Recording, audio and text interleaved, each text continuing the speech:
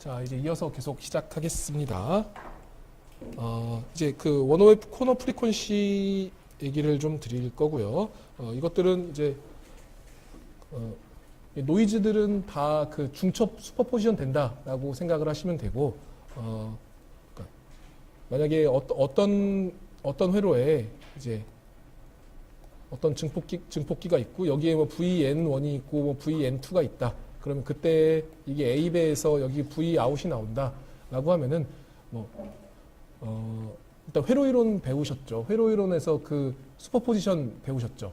그리고 혹시 확률 랜덤 프로세스 같은 거에서 그 서로 만약에 뭐 VN1이랑 VN2가 완전히 코릴레이션이 없다. 언코릴레이티드 노이즈다. 아예 관련이 없는 노이즈다.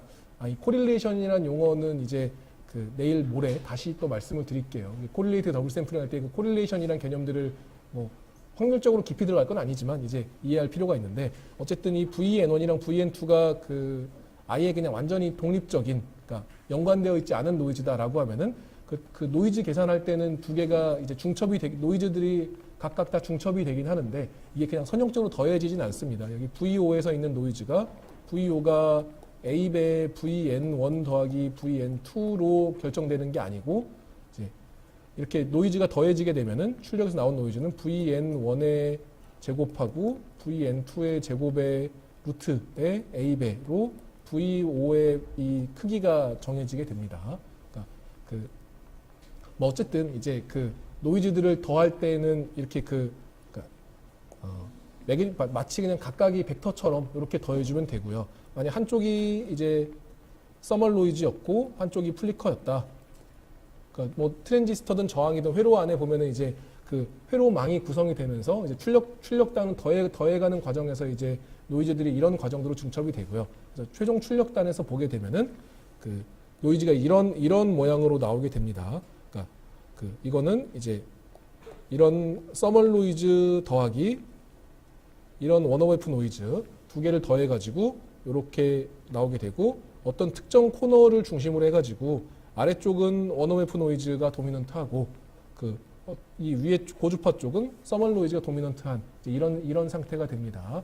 그래서 회로의 동작에 따라 가지고 그러니까 어떤 노이즈를 줄이고 싶느냐, 뭐 전체적인 노이즈 피겨는 이런 식으로 그 저주파 쪽에서는 원어웨이프 노이즈가 도미넌트하다가, 그러니까 바닥에는 서멀 노이즈가 깔려 있고 고주파 쪽에서는 서멀 노이즈가 도미넌트한 어느 주파수 기점으로 이제 어디부터는, 그러니까 어디까지는 어느 주파수까지는 플리커 노이즈가 그 주, 그리고 어느 주파수 이상부터는 서멀 노이즈가 주가 된다. 그래서 그 경계점을 이게 딱 그 칼로 무자르듯이 딱 자를 수는 없지만 이제 한 대충 여기 정도 주파수를 이제 원오브F 코너 프리퀀시라고 부르자라고 얘기를 합니다.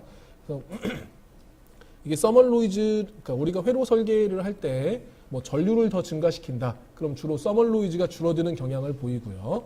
그 사이즈를 증가시킨다. 그럼 플리커 노이즈가 줄어드는 경향을 보입니다. 그거에 따라 가지고 우리가 줄이고 싶은 노이즈에 따라서 뭐 원래 그 이니셜 회로가 이런 모양이었는데 이거를 이런 식으로 낮출 수도 있고, 아니면은 그 플리커 노이즈를 낮춰가지고 이런 식으로 갈 수도 있습니다. 그러니까 원어웨이프 코너를 우리가 어떤 자원들을 더 할당하느냐에 따라 가지고 원어웨이프 코너가 왔다 갔다 하는 뭐 그런 모습들이 이제 이따가 시뮬레이션으로도 보실 수가 있을 겁니다. 전형적인 그 노이즈 그래프는 이제 화이트 노이즈가 도미넌트하게 이렇게 깔려 있고 여기에다가 그 플리커 노이즈가 이렇게 들어오는 뭐 이런 모습들을 볼 수 있고요. 물론 이제 x축도 로그고 y축도 로그입니다. 일단 타임 도메인 노이즈하고 주파수 도메인 노이즈를, 그러니까 타임 도메인과 주파수 도메인을 엮어주기 위해서는 이제 일단 그 가우시안 분포 언제 배우죠? 고등학교 때 이게 요새는 저도 학생들한테 얘기해보다 보면은 고등학교 때 확률에서 뭐 정규 분포 그런 거 잘 안 배운다고 그런 학생들이 있어서 배웠는데 안 배웠다고 하는 건지, 뭐 어쨌든 이제 그 정규 분포를 생각을 해보면은 정규 분포가 이제 정말 랜덤한 거죠. 그러니까 주파수 측면에서 보면은 아예 랜덤한 이런 화이트 가우시안 노이즈들, 뭐 보통 그 통신 채널에서 얘기하는 AWGN, 애디티브 화이트 가우시안 노이즈라고 할 때 그 화이트 가우시안입니다. 이렇게 이런 화이트 노이즈가 있으면은 이런 화이트 노이즈는 그 타임 도메인 이런 그 주파수 도메인에서 이렇게 생긴 화이트 노이즈를 주파수 도메인 타임 도메인에서 보이는 x축을 시간으로 볼 때요. 그러면은 정말 이렇게 랜덤한 노이즈가 나오죠. 그러면은 이거의 확률 그 프로바빌리티 덴시티 펑션을 그러니까 히스토그램을 그려보면은 확률 밀도 함수를 그려보면은 이렇게 가우시안 분포를 가지게 됩니다. 그때 그 아래 위쪽으로 한 3시그마씩 6시그마 정도 하게 되면은 한 99% 이상을 그 99% 이상의 노이즈를 다 커버하게 되죠. 그리고 간간히 한두 개 정도 튀는 것들이 이제 그러니까 그 여기부터 여기까지 그 노이즈의 피크 투 피크가 얼마냐, 픽 투 픽 노이즈가 얼마냐 또 함께 생각을 할 수가 있고요. 여기서 이제 그 얘기하고 싶은 거는 이 서멀 노이즈, 그러니까 이런 화이트 노이즈에서 원시그마가 화이트 노이즈에서 원시그마를 그러니까 원시그마면 한 이만큼 되는데 화이트 노이즈에서 원시그마만큼 생각을 하게 되면은 이게 한 60 몇 프로인가 어쨌든 그만큼을 커버를 하죠. 그 원시그마 값이 RMS 값하고 동일하게 됩니다.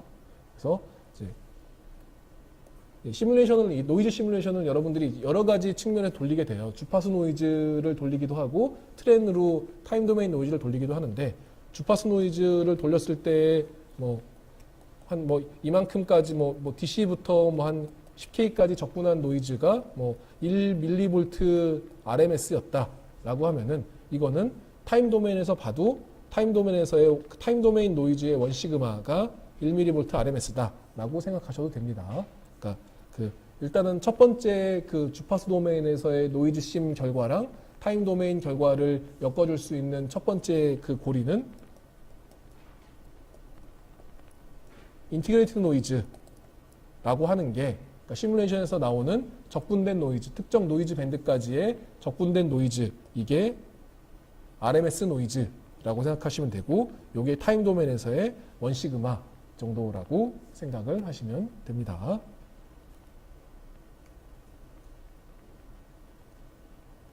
자, 그래서 잠깐 뒤에 16페이지 잠깐 갔다가 다시 올게요.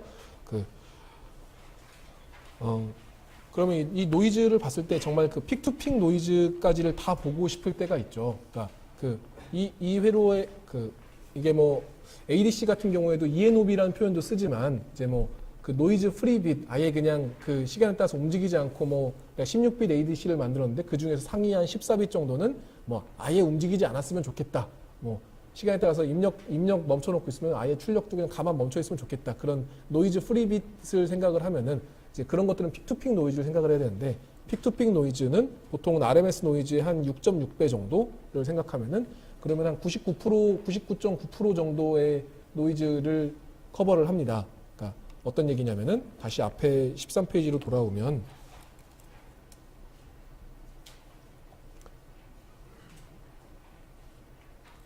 여기 이 원시그마에서 원시그마 6배 정도에서 한 이만큼 정도까지를 커버를 하면은 거의 한 여기까지라고 하죠.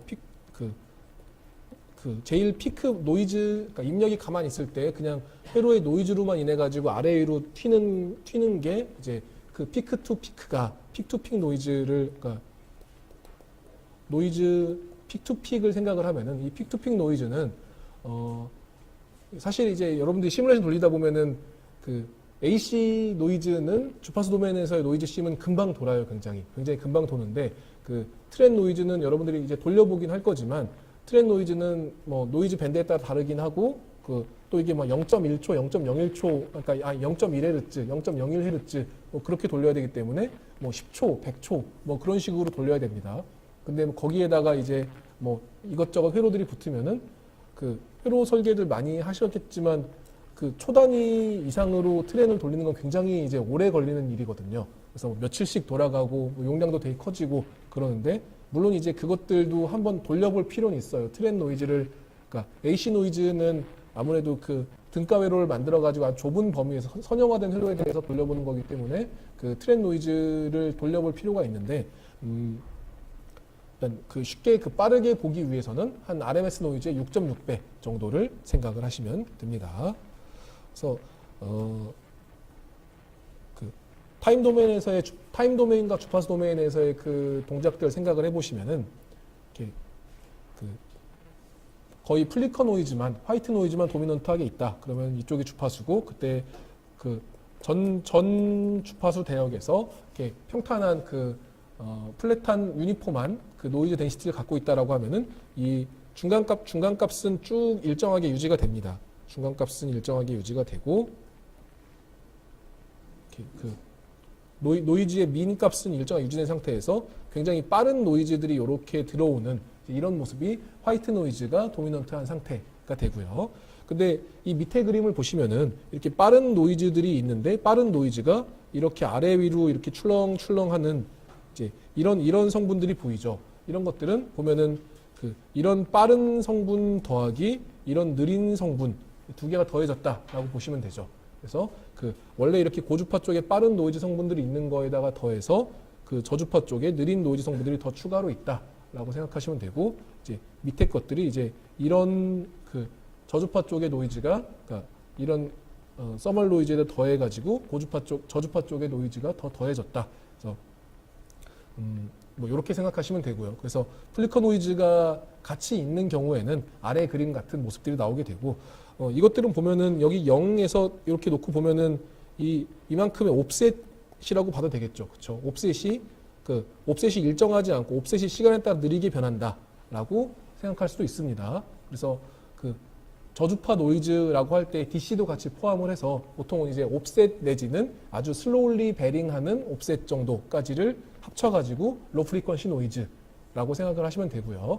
그래서 뭐 느린 노이즈 아니면 저주파 노이즈 아니면 플리커 노이즈, 원오브 노이즈 내지는 옵셋, 뭐 시간에 따라서 변하는 노이즈, 그러니까 DC 옵셋도 포함입니다. 그런 옵셋까지를 저주파 노이즈라고 생각을 하시면 되고, 고주파 노이즈는 주로 이제 서멀 노이즈라고 생각을 하시면 되고요. 그래서 저주파 노이즈를 저감할 수 있는 회로들은 대부분 이제 옵셋을 캔슬 시켜주는 회로하고 거의 구조가 동일합니다. 그래서 이제 저주파 저감하는 회로들이 곧 이제 옵셋 캔슬링 회로 내지는 오토 제로잉 회로 내지는 옵셋 에버리징을 시간에 따라서 에버리징 해주는 회로들 그런 거랑도 이제 유사한 역할을 한다라고 보시면 되고요. 일단은 그냥 옵셋이나 느린 노이즈, 플리커 노이즈, 원오프 노이즈가 이제 같은 성분, 그러니까 같은 유사어, 유의어 정도로 보시고, 빠른 노이즈 성분은 화이트 노이즈로 생각을 하시면 되겠습니다.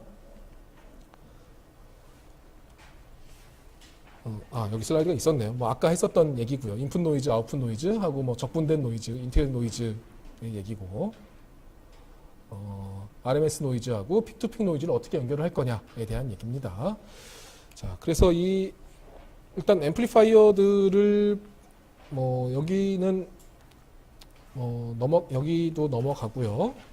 일단은 CS 증폭기 같이 보면은, 그러니까 가장 간단한 싱글 스테이지 앰프들부터 생각해 보면은 앞으로 우리가 복잡한 회로들을 만들 때 CS, CD, CG 등등등 여러 가지 앰프들을 쓸 텐데, 여기 출력에서 나오는 노이즈를 입력적으로 환산한 인풋 레퍼드 노이즈를 계산한 식입니다.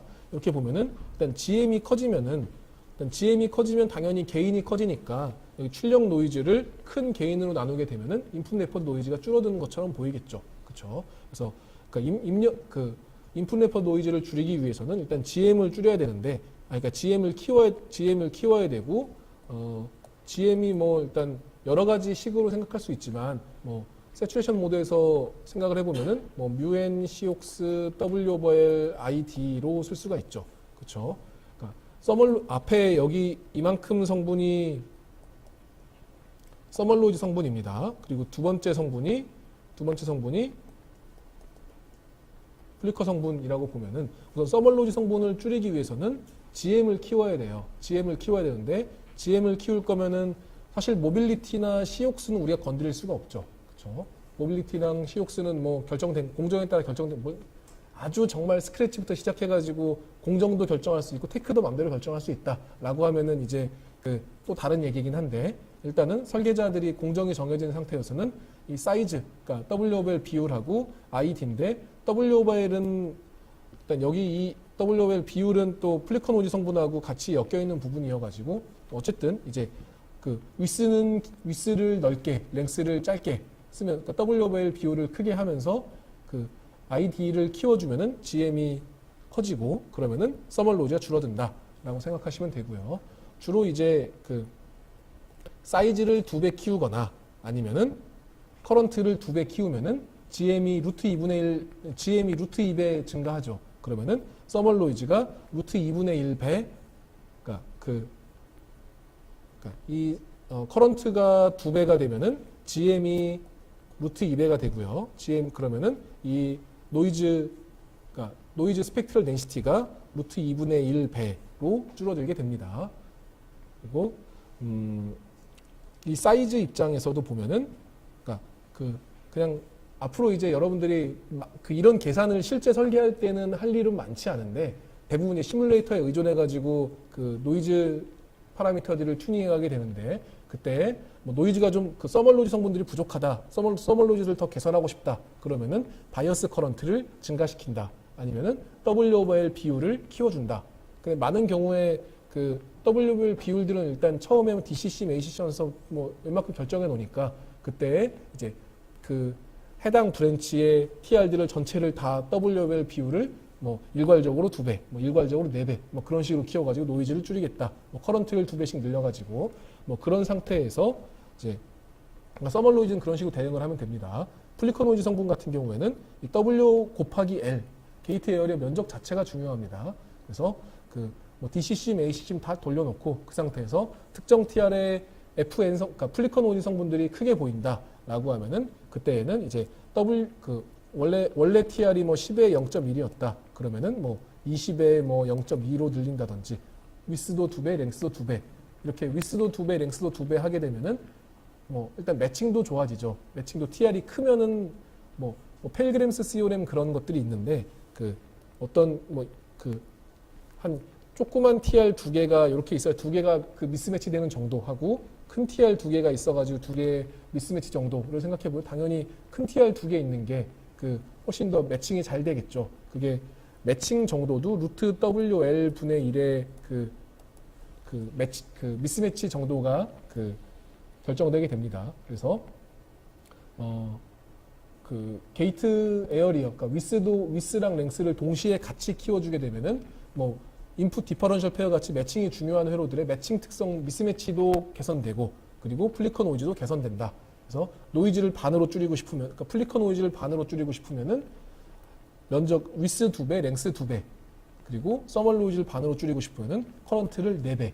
그러니까 커런트의 루트에 비례하고 면적에, 그러니까 WL 면적에 또 반비례하고 뭐 그렇게 생각을 하시면 됩니다. 이제 이 개념들은 뒤에 이제 다른 회로들에도 다 똑같이 적용이 돼요. 뭐 이런 소스 팔로워 같은 경우에도 인풋 레퍼 노이즈가 GM 텀에 적용이 되고요. 그리고 여기 이 플리커 텀 같은 경우에도 이제 이렇게 WL이 분모에 들어가게 되죠. 그리고 GM이 앞에 서멀 노이즈도 GM분의 1로 결정이 되고요. 사실 이 뒤에 쪽은 여기도 마찬가지 얘기고. 커먼 CGMF, 그러니까 캐스코드용으로 흔히 사용하게 되는 CGMF 같은 경우에도 뭐 커런트 버퍼로 사용을 한다라고 하면은 이 위에 쪽 로드 저항을 뭐 키워가지고 게인을 키운다. 그리고 그때 뭐 TR들의 사이즈를 TR들의 게이트 에어리를 키워가지고 플리커도 줄이고 서멀도 줄인다. 내지는 뭐 볼티지 버퍼, 볼티지 앰프로 사용할 때에도 GM을 키운다. 그리고 면적을 키운다. 그러니까 이 TR에 GM을 키우고 면적을 키운다. 그래서 GM을 키워가지고 서멀 노이즈를 줄인다. 면적을 키워가지고 플리커 노이즈를 줄인다. 뭐 이제 이런 방향으로 이제 생각을 하시면 됩니다. 결국에는 이제 GM을 키우려면은 커런트를 써야 되니까 파워를 더 써가지고 고주파 노이즈를 줄인다. 그리고 면적을 더 써가지고 저주파 노이즈를 줄인다라고 생각을 하시면 돼요. 뭐 캐스코드도 마찬가지 얘기고요. 그래서 여러 가지 레벨에서 로노이즈 디자인들을 시도를 하고 다 이제 전류하고 면적하고 스피드 뭐 내지는 뭐 스테빌러티 뭐 등등의 이제 다 트레이드 오프입니다. 그러니까 뭐 계속 뭐 말씀을 드렸다시피 이제 앞에 뭐 그 서멀 노이즈 컴포넌트들이랑 여기 뭐 플리커 노이즈 컴포넌트들, 예, 플리커 노이즈 같은 경우에는 어떤 경우에는 W 오버 L에 비례한다라고 쓰는 책들도 있고, 어떤 경우에는 분모에 WL이 분모에 다 들어간다라고 쓰는 책들도 있는데, 이제 그 분모에 WL, 그 앞에 이제 그 이런 식으로 들어가는 게 맞는 것 같아요. 그 다른 여러 가지 책들이나 아니면은 실제 그 모델 파라미터, 실측치 기반으로 피팅한 모델 파라미터들이 다 같은 식을 쓰고 있기 때문에 여기도 뭐 W 곱하기 L4가 뭐 요렇게 내려오는 모습이 아마 이 개수는 좀 조정하고 이렇게 분모의 면적으로 들어가는 게 맞을 것 같습니다. 어쨌든 이제 그 서멀 노이즈를 줄이기 위해서는 전류를 많이 써야 돼요. 플리커 노이즈를 줄이기 위해서는 면적을 많이 써야 되고, 또 근데 면적을 많이 쓰다 보면은, 그러니까 전류를 많이 쓰면은 스피드는 올라가는데 면적을 많이 쓰면은 이제 스피드가 떨어지죠. 그래서 그 이런 것들이 이제 그 여러 가지 형태로 다 엮여 있고 다 트레이드 오프입니다. 그러니까 플리커 노이즈하고, 그러니까 플리커를 줄이기 위해서는 면적을 늘려야 되는데, 면적을 늘리게 되면은 밴드위스가 떨어지게 되죠. 스피드가 떨어지게 되죠. 뭐 이제 대충 이제 이런 류의 그 관계들이 존재하고요. 그리고 이제 우리가 서멀 노이즈를 줄이고 싶으면은 이 커런트를 많이 써야 되는데, 이러면은 파워를 많이 써야 됩니다. 그래서 뭐 여러 가지 비교하기 위한 그런 피겨 오브 메릿 같은 것들을 많이 사용을 하는데, 뭐 스피드, 밴드위스랑 뭐 파워랑 뭐 칩 사이즈랑 뭐 등등을 가지고서 이제 여러 가지 다른 경쟁 기관보다, 뭐 경쟁 업체보다, 뭐 다른 연구소보다 내가 이번에 만든 회로가 더 우수하다를 얘기하기 위해서 뭐 항상 하는 얘기들이 면적 아니면 파워 아니면은 사이즈인데, 뭐 내가 만든 회로는 뭐 울트라 로 파워다, 내가 만든 회로는 뭐 울트라 로우 뭐 아주 뭐 하이 스피드다, 아니면은 뭐 울트라 스몰 사이즈다 등등을 얘기를 하고 싶은데 다 트레이드 오프입니다. 뭐 물론 이제 어쨌든 이런 트레이드 오프 관계식들 알고 있으면은 뭐 극단적인 디자인을 해가지고 뭐 숫자 하나 찍고 뭐 그런 것들은 뭐 충분히 가능하긴 하지만, 뭐 어쨌든 기본적으로는 이제 전류와 면적과 속도 간에 이제 이런 트레이드 오프가 존재한다라는 것들을 일단 생각을 하면 되고요. 그리고 플리커 노이즈 모델 같으면은 이제 사람들이 되게 오랜 시간 동안에 이 플리커 노이즈를 설명하기 위해서 많은 모델들을 디바이스 레벨에서 연구하시는 분들이 많이 얘기를 했어요. 그러다가 한 2000년대 초반 정도부터 BCM 레벨도 개선이 되고 노이즈 모델도 개선이 되고, 최근에 한 2010년대까지만 해도 국내에 있는 많은 파운드리들이 노이즈 모델들을 잘 지원을 안 했었습니다. 그러다가 이제 뭐 스펙터 툴에서 노이즈 시뮬레이션들이 잘 되더라라는 소문이 돌고, 커스터머들의 설계자들의 요구가 늘어나면서 이제 국내에 있는 뭐 동부 매그나 뭐 등등등 이제 많은 팹들에서도 이제 실측치 기반의 굉장히 컴프레hen시브한 노이즈 모델들을 제공을 하고 있어요. 요즘에는 이제 잘 맞고요. 그래서 이따가 오후에 여러분들이 돌려보게 되는 그런 시뮬레이션도 저도 굉장히 많이 로노이즈 회로들을 만드는데, 그 회로들이 이제는 실측치나 시뮬레이션치나 일단 오더는 확실히 맞습니다. 오더는 확실히 맞고, 뭐 앞뒤로 한 두세 배 정도, 어떨 때는 시뮬레이션도 좋고 어떨 때는 뭐 실측이 더 좋고, 뭐 약간씩 차이가 나지만 대충 이제 한 두어 배 안쪽으로 들어오는, 그래서 노이즈 100나노짜리 100나노볼트 퍼 루테르짜리 회로 만들면은 뭐 실측해서 한 150나노 나오고, 뭐 굉장히 이제 잘 맞게 됩니다. 어쨌든 이제 요즘에 일단 1차적으로 잘 널리 인정되고 있는 모델은 이제 스펙트럴 덴시티를 봤을 때 이제 이런 모습이고요. 그래서 동일한 커런트에서 보면은 이 면적을 키워주면 노이즈가 줄어든다, 플리커 노이즈가 줄어든다라고 생각을 하시면 되고, 거기에다가 이제 여기 NOT라고 하는 건 넘버 오브 트랩인데, 그러니까 이 공정하는 사람들은 이런 뭐 어닐링 뭐 등등등의 그런 뭐 열처리 등등, 아니면은 뭐 막지를 뭐 어떤 걸 쓰고 뭐 그런 것들을 통해 가지고 여러 가지 디바이스 엔지니어링들을 많이 합니다. 그래서 뭐 매그나 같은 경우 매그나 018에 그냥 제네릭 공정이 있고 매그나 0.18 로노이즈 공정들이 있죠. 그런 식으로 이제 그 로노이즈용 TR들을 또 따로 공급을 하고 뭐 그런 경우들이 있고요.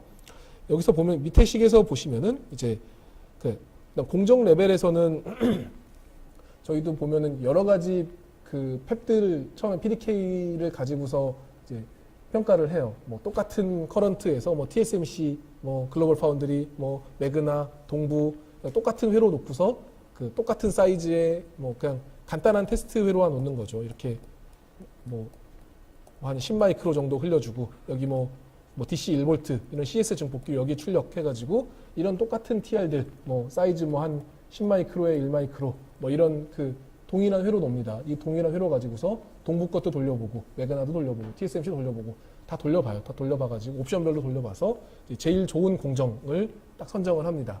동일한 파워에서 가장 낮은 공정. 이게 뭐 따로 말씀은 안 드리겠지만 굉장히 차이가 회사별로 굉장히 차이가 많이 납니다. 또 테크놀로지 노드별로도 018, 013, 뭐 65나노, 28나노 내려가면은 그 또 테크별로도 차이가 많이 나고 회사별로도 차이가 많이 나고 같은 회사 안에서도 또 옵션별로 그냥 제네릭 공정이냐 로노이즈 공정이냐에 따라서도 차이가 굉장히 많이 납니다. 그래서 그 만약에 정말 스크래치부터 회로를 시작할 수 있다라면은 이런 뭐 우리가 이제 새로 공정 개발을 여기 계신 분들 다 이제 아날로그 설계하시는 분들 내지는 뭐 그런 분들일 테니까 그 공정 개발을 하지는 않지만 이제 개발된 여러 가지 공정들 중에서 어떤 것들을 선정할 것이냐. 처음에는 프로세스 레벨에서 아니면 트랜지스터 레벨에서 그러니까 이런 뭐 이 식으로 치자면은 넘버 오브 트랩이 작은 것들 아니면은 또 똑같은 그러니까 똑같은 그러니까 유사한 사이즈라고 하면은 사실 018보다는 013이 013보다는 65나노가 이런 노이즈 그러니까 이 C옥스 차원에서는 이제 공정 테크가 더 미세 테크로 내려가면 내려갈수록 그 T옥스가 줄어들죠. T옥스가 줄어들면은 C옥스가 커집니다. 그러니까 옥사이드 시크니스가 얇아지면 게이트 캡이 커져가지고 게이트 캡이 커지면은 그만큼 그러니까 동일한 사이즈에서 그 플리커 노이즈가 C옥스가 커지니까 플리커 노이즈 스펙트럴 덴시티가 줄어들게 돼요.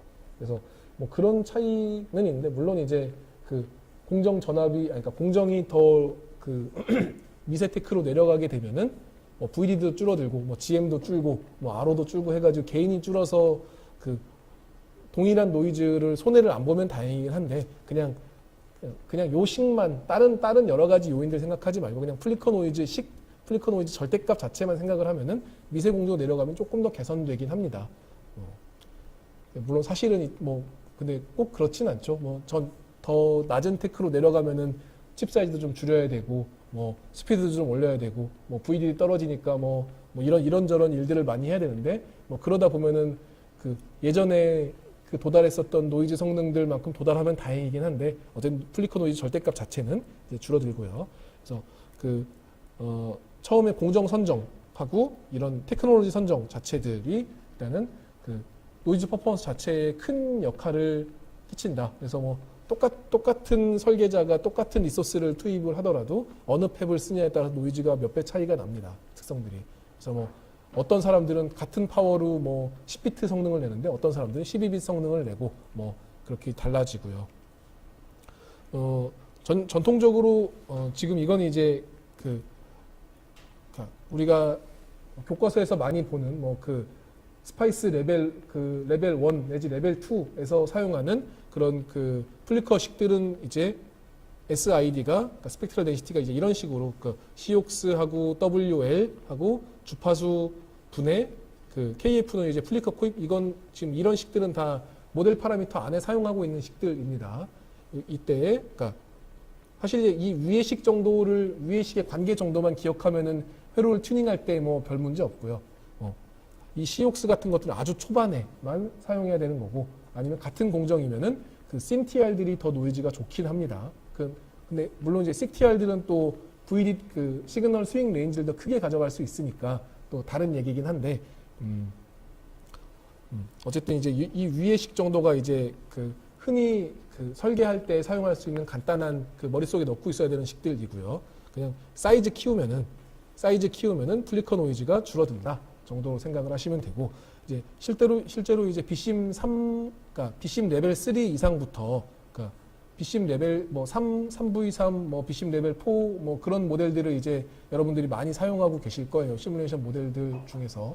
PDK 받아서 보시면은 뭐 여러 가지 모델 파라미터들이 공정마다 다 다른데 오늘 사용할 거는 BCM 3V3짜리 모델들이고 거기에는 이제 노이즈 모델이 이렇게 들어가 있어요. 여기에서 보면은 이제 그 주파수에 따라가 주파수 분의 1로 나오는 텀이 있고 여기에 이제 EF를 얼마로 넣느냐에 따라서 1/F냐, 1/F 제곱이냐 뭐 등등이 이제 결정이 되고 거기에다가 이제 몇 가지 파라미터들이 있습니다. 노이 A, 노이 B 뭐 등등을 가지고서 이제 사실 피지컬 미닝은 별로 없이 그냥 피팅하기 위해서 만들어 놓은 식들인데 이렇게 만들어 놓으면은 이제 1/F 노이즈, 1/F 제곱, 1/F 세제곱 노이즈 정도까지 굉장히 저주파 노이즈까지 노이즈 모델링이 되고 사실 또 이런 아주 저주파 1/F 제곱 노이즈 같은 것들이 뭐 노이즈 모듈레이션하고 디모듈레이션하고 하는 과정들 뭐 무슨 뭐 페이즈 시프터라든지 RF 하는 사람들 뭐 그런 사람들이 만드는 뭐 무슨 업 모듈레이터 뭐 업 컨버터 다운 컨버전 뭐 그런 거 할 때 보면은 뭐 아니면 PLL 하는 분들 뭐 그런 분들 이제 이런 플리커 노이즈들에 민감한데 뭐 그런 것들까지 생각하면은 1/F보다 더 낮은 주파수 1/F 제곱, 1/F 세제곱 노이즈들이 필요하거든요. 그래서 그런 것들 위해서 이제 실제 내부로는 이런 모델들이 제공이 되고 한번 PDK들 갖고 계신 것들 한번 돌아가시면은 한번 열어보세요. 열어보시면은 이런 모델들에서 뭐 어떤 TR들은 노이 A가 얼마, 뭐 어떤 TR들은 어떤 TR들은 노이 B가 노이 A, 노이 B 얼마 해가지고 쭉 나옵니다. 그러면은 그냥 단순히 그냥 여러 PDK들의 비교만 해봐도 노이 A, 노이 B 값들만 비교해봐도 노이즈 성능들을 이제 비교할 수 있는 그런 지표가 됩니다. 좀 이제 뭐 노이 A, 노이 B, 뭐 노이 C 해서 각각의 텀들이 있는데 제일 도미넌트한 게 노이 A 텀이고요. 그냥 머릿속에는 그냥 한 요 정도만 생각하고 있으면 됩니다.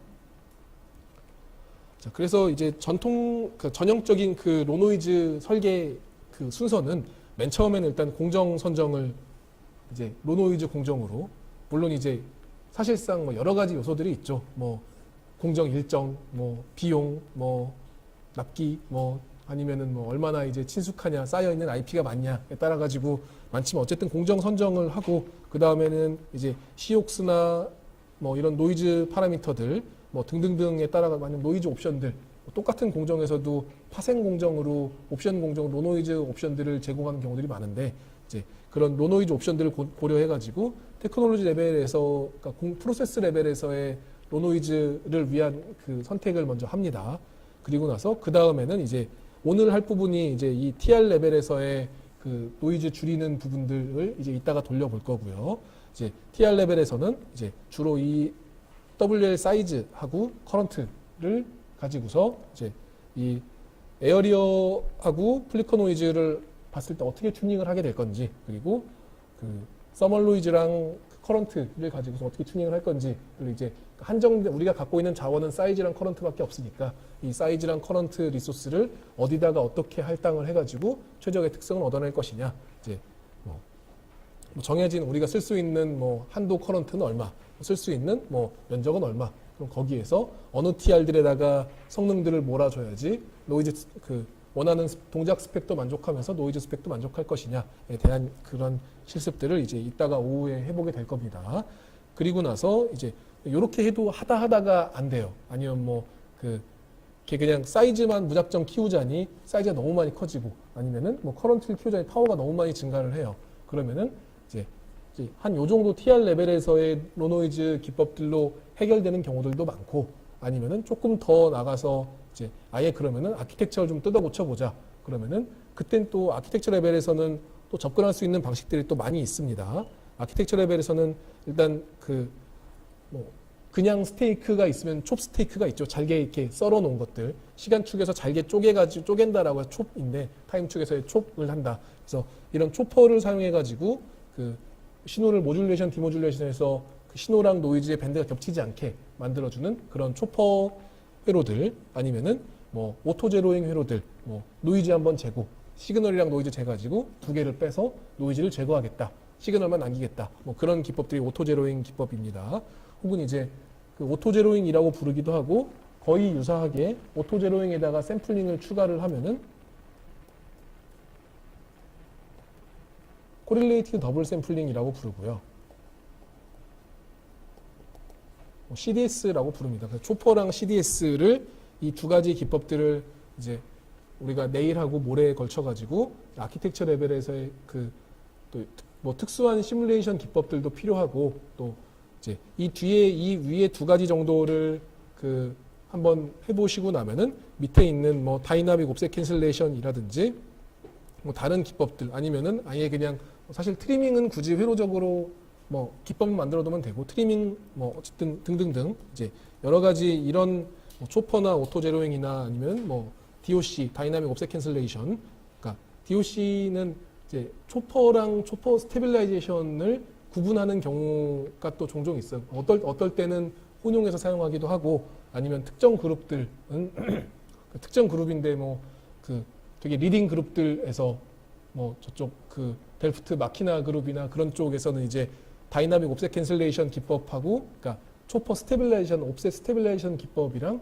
그냥 초퍼 앰프랑 그러니까 초퍼 앰프와 초퍼 스테빌라이즈드 앰프를 서로 이제 구분해서 표현하기도 하고 또 리딩 그룹에서 그러니까 또 다른 사람들도 어쩔 수 없이 또 뭐 그래 우리도 구분해서 사실 또 의미가 다르기도 하거든요. 그래서 어쨌든 이제 이런 초퍼 앰프라든지 뭐 DOC 앰프들 아니면은 뭐 트리밍 아니면은 뭐 라지 시그널 엑스테이션 뭐 CDS도 있고 아니면 CLS도 있고 뭐 등등등 이제 여러 가지 기법들이 그 여기 TR 레벨에서 해가지고 안 되니까 다양한 아키텍처 레벨에서의 그 기법들을 시도를 합니다. 그리고 이런 것들을 뭐 하기 위한 그 어떻게 시뮬레이션을 해야 되는지 뭐 그런 시뮬레이션 기법들이 또 있고요. 그래서 우리 실습에서는 일단 대표적으로 가장 대중적으로 많이 사용되는 그런 초퍼 앰프 및 오토 제로드 앰프 이제 두 가지 형태를 내일하고 모레 동안 이제 해볼 거고요. 우리가 오늘은 이제 그 간단한 이제 앰프들 가지고서 그 우리가 오전에 썼던 이런 용어들이 그 시뮬레이션상에서 어떻게 적용이 되는지 그리고 그 이런 시뮬레이션 그 로노이즈 앰프를 위해서 어떻게 돌려야 하는지 뭐 등등을 이제 오후부터 한 4시간 정도 동안에 이제 실습을 해보도록 하겠습니다. 예, 그러면은 이따가 오후에 1시부터 실습 시작하도록 하겠습니다. 식사 맛있게 하세요.